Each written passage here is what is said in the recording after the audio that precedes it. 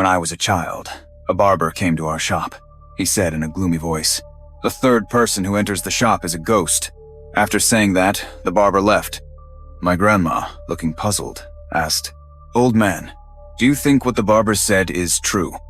My grandpa replied, "For things like this, it's better to believe than not. When the third person walks in, we'll just send them away." Just as my grandpa finished speaking, the village chief walked into the shop. His face and clothes were covered in black ash, as if he'd been caught in a fire. My grandpa asked, "Village chief, what happened to you?" The village chief snapped, "Don't even ask. Something happened at the entrance of the village.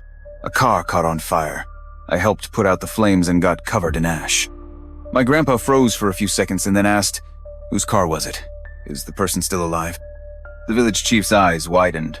"I have no idea whose car it was. There wasn't even a license plate. The person inside was burned to a crisp. You could barely tell it was human." After saying that, the village chief sat down on a stool. He continued, "The usual. Bring out the food. Hurry up. I still have things to do." My grandpa and grandma exchanged glances, a hint of displeasure in their eyes. The village chief often came to our shop to eat, but he never paid, always putting it on a tab. My grandpa chuckled awkwardly and said, "Village chief, it's still early. We only have steamed buns and porridge prepared, no meat dishes. Maybe you could make do with that?" Before my grandpa could finish, the village chief's face darkened. He scowled. "It's not like I don't pay. Just get me the food." My grandpa's smile froze, and he forced out a grin. "Village chief, it's been a year of drought. Everyone's struggling. We really can't afford to put it on a tab. If you pay up front, I'll make it for you right now." The village chief squinted his eyes, smirking. "A drought year doesn't seem to stop your business. 30 years ago, when the village faced 3 years of drought, every other shop shut down, but yours kept selling meat. Jack, you sure are something. And you're still fussing over a little meat from me?" My grandpa's eyes went wide. He said, "Village chief, I've forgotten about those days." Surviving the drought was already a blessing. The village chief grinned. "Jack, if it weren't for you giving me some meat back then, I would have starved to death. I've always remembered that kindness. If only my mother were still around. Back then, she fled during the famine.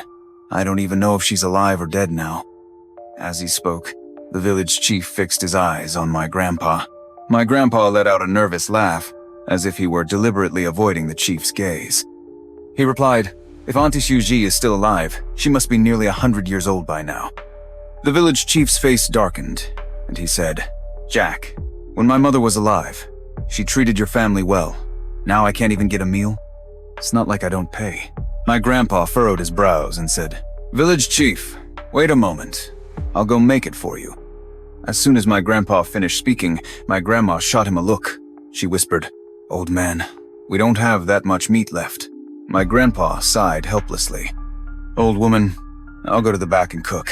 You watch the front and make sure the third person doesn't come in." My grandma nodded. "All right, I got it." After the reminder, my grandpa went to the back to prepare the food. The village chief said, "Sister-in-law, get me half a pound of white liquor." My grandma looked reluctant. "Fine, I'm coming." She brought him half a pound of white liquor and placed it in front of him. The village chief smiled and said, "Sister-in-law, the liquor in your shop smells amazing." Not just people, even ghosts would be drawn in by the scent. Just as he finished speaking, there was a loud boom. Thunder cracked. In the blink of an eye, the sky turned dark. A cold wind swept into the shop, chilling the air. My grandma was just about to close the door when Tony walked in. His eyes were rolled back, with only the whites visible. His clothes were filthy, covered in mud, like he had just crawled out of a pile of dirt. My grandma asked, "Tony, what took you so long?" Normally, Tony was always the first to arrive at the shop for breakfast. Tony's eyes remained rolled back, and he snapped. "I was heading out this morning when a car hit me. It threw me into a ditch. I had to struggle my way out. I don't even know which bastard hit me." Tony was nearing 50, with no family of his own. The elders in the village said he used to be able to see, but a high fever left him blind. As soon as Tony finished speaking, the village chief chuckled. "Tony, you should be counting your blessings that the car didn't kill you. This morning, there was an accident at the entrance of the village. A car caught fire, and the person inside was burned to ashes. Shock flashed across Tony's face. He said, "People who die like that hold heavy grudges. They'll be looking for someone to take their place. We'd better find someone to help them pass on peacefully." The village chief laughed. "We don't even know who it is. How are we supposed to help them? They just buried it somewhere in the back hills." Tony frowned and said, "That's how you get zombies." The village chief shrugged. "Nah, it's burned to a crisp. Nothing's going to happen." Tony didn't say anything. He turned his head towards my grandma and said, "Sister-in-law, I want 2 vegetable buns and a bowl of corn porridge." My grandma replied, "All right, I'll go get them from the back." She left for the kitchen, leaving just me, Tony, and the village chief in the shop. Tony's white eyes rolled around a couple of times, giving him a strangely eerie look. The village chief smiled and asked, "Tony, can you see anything?" Tony grinned, revealing his yellowed teeth. His eyes were rolled back, yet somehow, it felt like he was staring right at the village chief, almost as if he could see him. Tony said, "I can't see, not even a flicker of light." The village chief laughed. "Then it's hopeless. Whoever hit you could be standing right in front of you, and you'd never know." As soon as the words left his mouth, Tony's face darkened. He replied, "I may not see, but I've got sharp ears. When that car hit me, the driver said something. As long as he says another word in front of me, I'll recognize him." Tony's expression turned grave, and his voice grew cold, almost murderous. The village chief smirked. "And what would you do if you recognized him? You're just Tony." Tony paused, his face grim. After a few seconds he spoke, his voice chilling. "I'd kill his whole family." The moment Tony finished, there was another loud boom of thunder. Heavy rain began to pour outside, and the sky turned completely dark. It felt desolate, almost eerie, as if something ominous was hiding in the shadows. Instinctively, I glanced at Tony. His expression was stern, almost frightening. Then I looked over at the village chief. He wore a smile, but if you looked closely, there was a hint of malice in his eyes, as if something had unsettled him. The village chief seemed to notice me watching him. He abruptly looked up and locked eyes with me. He gave me a crooked smile and said, "Luke is so fair-skinned." If this were during the drought, he'd easily fetch 2 pounds of flour. Just as he finished, my grandpa walked back into the shop, holding a plate of meat dishes. He placed 4 meat dishes in front of the village chief and smiled. "Village chief, the dishes are ready." The village chief picked up his chopsticks, poked at the fish head, and grumbled, "Jack, I asked for a fish that weighs 1 pound and 8 ounces. Does this look like 1 pound and 8 ounces? My grandpa chuckled awkwardly and said, "This is the only live fish we had left, village chief. Please make do for now. Next time, I'll definitely prepare one that weighs exactly 1 pound and 8 ounces for you." The village chief curled his lips in dissatisfaction and said reluctantly, "Fine, I'll make do this time." My grandpa forced a smile and then brought buns and porridge to Tony. The village chief commented, "Jack, I heard your son Carlos is making good money in the city. They say he even bought a car. When's he gonna bring it back so everyone can take a look?" At the mention of my uncle, a proud smile appeared on my grandpa's face. He said, "Don't listen to the rumors. Carlos is barely making enough to get married, let alone buy a car. If he really spent his money on a car instead of saving for marriage, I'd break his legs." The village chief chuckled. These days, if a young man has even a bit of success, the first thing he does is buy a car. Getting married is the last thing on his mind. My grandpa laughed and said, "What's buying a car compared to getting married? I think the donkey cart in the yard is just fine." Just as he finished speaking, a bright flash of lightning streaked across the sky. My grandpa glanced outside and said, "The rain is really heavy today." Although it was still morning, the sky was so dark it felt like evening. Everything looked cold and desolate. Tony took a bite of his bun and said coldly, "Rainy days like this, the air is heavy with resentment. It's not a good sign." The moment Tony finished speaking, the rain poured even harder, sending up puffs of white steam where it struck the ground. My grandpa's expression grew complicated. With rain this heavy, I doubt anyone else will come. Just as he spoke, my grandma walked back in from the kitchen. She approached my grandpa and whispered, "Old man, the weather's bad today. Why don't we just close up now?" Let's not wait for the third person to come." My grandpa hesitated for a few seconds and said, "The rain is heavy, yes, but it won't last all day. Closing up now would be too early. Let's wait a bit longer. When the third person shows up, we'll just keep them out. Once they're gone, everything will be fine." The moment he finished speaking, footsteps echoed from outside. The footsteps sounded familiar. I glanced toward the entrance and saw my Uncle Carlos standing in the doorway, drenched from head to toe. He was soaking wet. My grandpa and grandma exchanged shocked glances. My grandma asked, "Carlos, how is he the third person to come in?" My grandpa stood still for a few seconds before asking, "Carlos, are you human or a ghost?" My uncle's face was full of panic. He hurried into the shop, his eyes wide with terror, like he'd been scared by something. He exclaimed, "Dad, what are you talking about? Of course I'm human. Why would you even ask that?" My grandpa said, "A barber came by this morning. He said the third person to come into the shop would be a ghost. You just happened to be the third." My uncle curled his lip, annoyed. "What year is it now? And you still believe stuff like that? That barber's just a con man, spouting nonsense." My grandpa frowned. "You were doing fine in the city. Why'd you suddenly come back?" My uncle's eyes shifted slightly, as if he was hiding something. He chuckled nervously and said, "I just decided to come back all of a sudden. Didn't get a chance to tell you."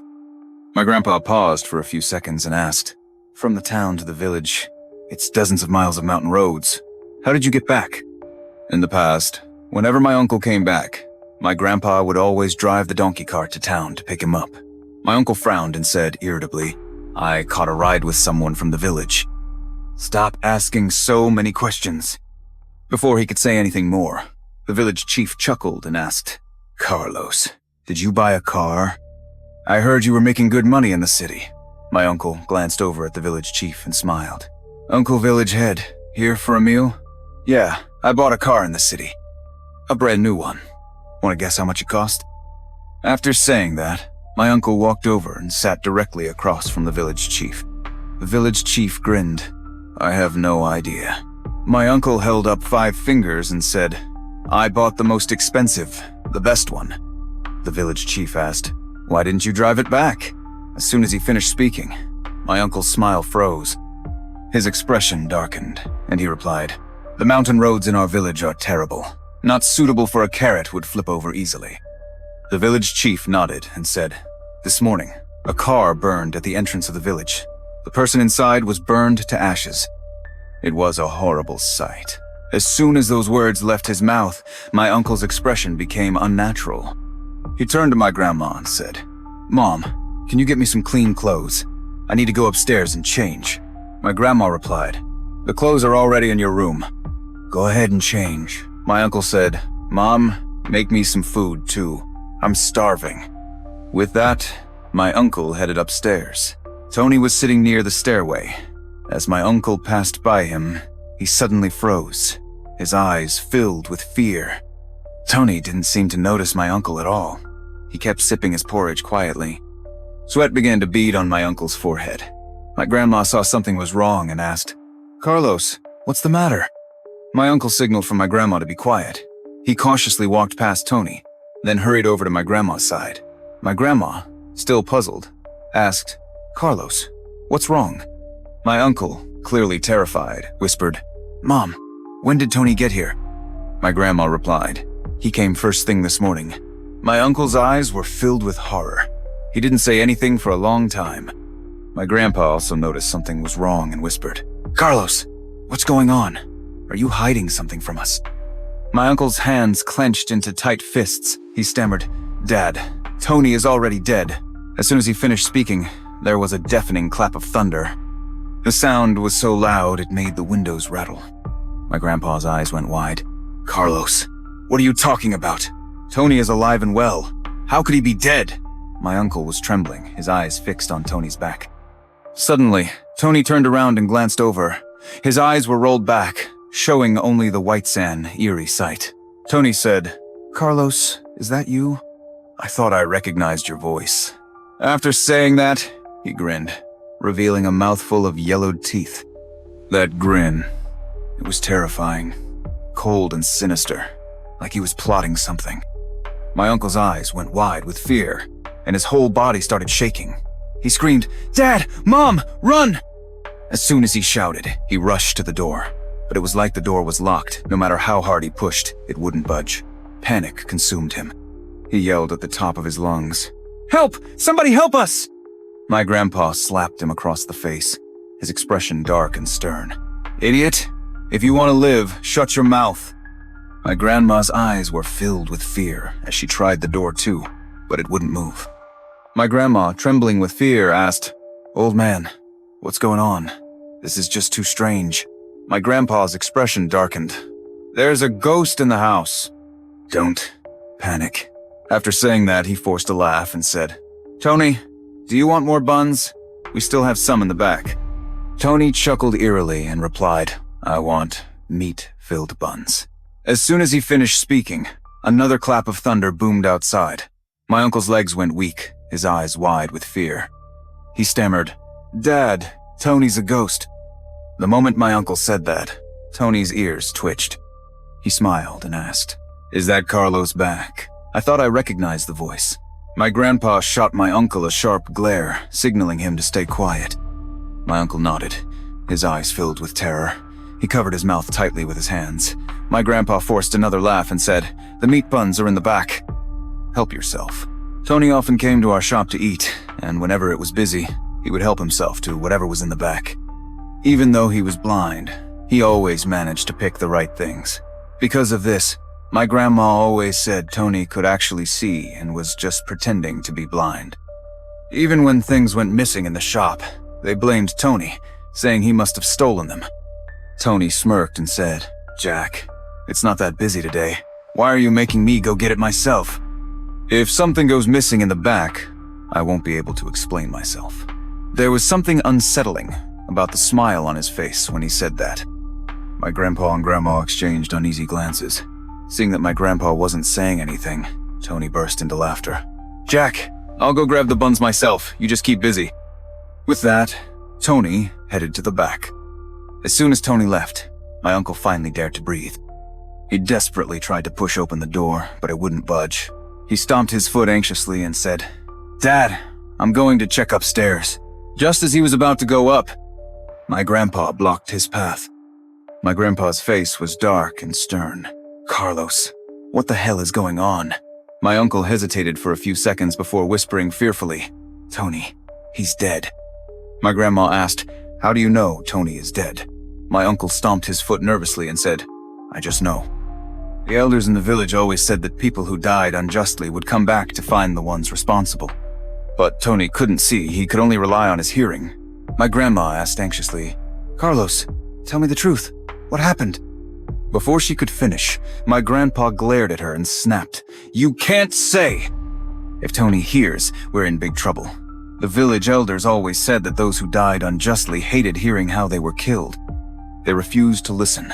My grandpa stared into my uncle's eyes and asked, "How did you get back here? Tell the truth." My uncle lowered his head and, with fear in his voice, whispered, "I drove." As soon as he said that, a loud thunderclap boomed outside, making the windows vibrate. My grandpa kicked my uncle hard and cursed, "You damn fool, always bringing trouble to the family." My grandpa's fury was terrifying. My uncle, despite the kick, didn't dare say another word. The village chief chimed in, "Jack, what's the big idea kicking Carlos like that?" His eyes were bloodshot, and he looked drunk. The bottle of white liquor on the table was almost empty. My grandpa's eyes flickered. He forced a smile and said, "Village chief, you've had too much to drink.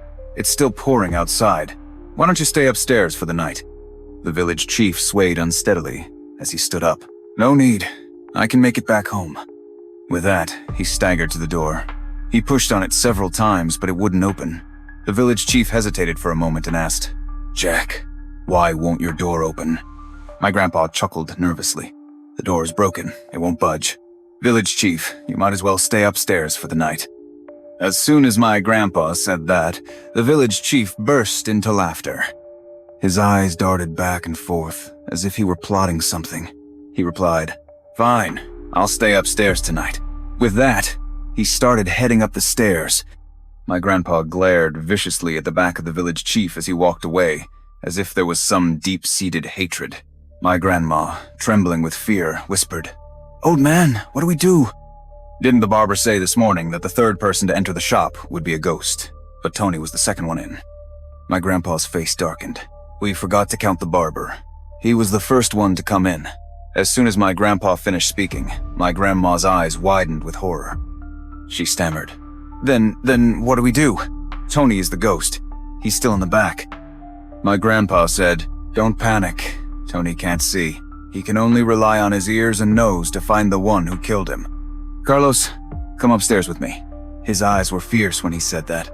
My uncle frowned and asked, "Dad, why are we going upstairs? We should be thinking of a way to escape." My grandpa grabbed the axe from the floor, his face grim. "To get you a change of clothes." Without another word, he headed upstairs. My uncle followed, his expression reluctant. Outside, the rain poured even harder, and the wind howled violently. My grandma held me tightly in her arms, fear evident on her face. "What kind of nightmare is this?" Before she could finish, noises came from upstairs. Thud, thud, thud. Moments later, my grandpa and uncle came back down. My uncle was wearing the village chief's clothes. My grandpa's face was grim. "Carlos, sit where the village chief was sitting. No matter what you see or hear, don't say a word." My uncle nodded, his voice trembling. "Dad, will this work? What if Tony recognizes me?" My grandpa said, "As long as you keep your mouth shut, he won't." My uncle listened and sat on the stool where the village chief had been. He was trembling, his hands shaking. My grandpa scowled. "Humans fear ghosts 3 parts, but ghosts fear humans 7 parts. Don't panic. As long as Tony can't sense our fear, he won't dare do anything." My grandma whispered, "Old man, keep your voice down or Tony will hear you." The moment she finished, heavy footsteps echoed from the back. Thud, thud, thud. It was Tony. My uncle's whole body shook with fear. He whispered, "Dad, I'm scared. I don't want to sit here alone." My uncle's seat was right against the wall, very close to Tony. My grandpa shot him a vicious glare and growled, "How did I end up with such a coward for a son? If you want to live, do as I say." The moment he finished speaking, Tony walked in. As Tony entered, a bright flash of lightning lit up the room. I instinctively looked at Tony. He wasn't human, he was a burnt corpse. I was so frightened, my body went cold, and I broke out in a sweat. My back felt icy. When the lightning faded, Tony returned to his usual form. He smiled and said, "Jack, I grabbed 2 meat buns and half a bowl of peanuts from the back." Even though he was smiling, his face was twisted, grotesque, and utterly horrifying. My grandpa said, "All right, go ahead and sit down to eat."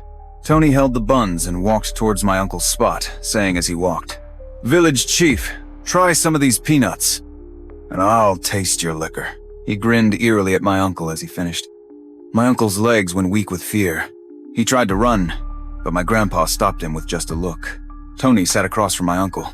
His eyes were still rolled back, grotesque and unsettling. If you looked closely, you could see patches of corpse spots on his neck. I could even smell the stench of burnt flesh. None of that was there before. My grandpa shot my uncle a glance, signaling him to stay silent. Tony grinned and said, "Jack, get me a cup. I want to have a drink." My grandpa replied, coming right up. My grandpa fetched a cup and poured Tony half a glass of liquor. Tony raised the cup and took a few sips, his throat making strange noises. Grr, grr. It sounded like it was hard for him to swallow. After he finished drinking, Tony smiled and asked, "Village chief, why aren't you talking? Don't you want to sit at the same table as me?" My grandpa forced a laugh and said, "The village chief's drunk.